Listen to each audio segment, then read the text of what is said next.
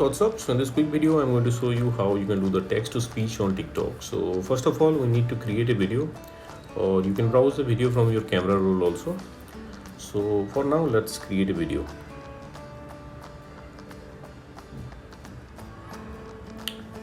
Okay, I think length is enough. Okay, let's make it done. Okay, now at the bottom of the screen you can see this text button. Just tap there. Here write whatever you have to write.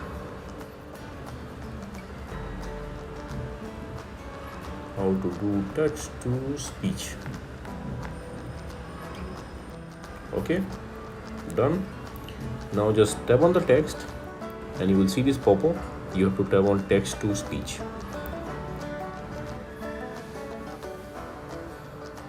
How to do text to speech. And there you go. How to do text to. So that's it guys. Likewise you can do the text to speech on TikTok. So thanks for watching the video guys. See you on the next video.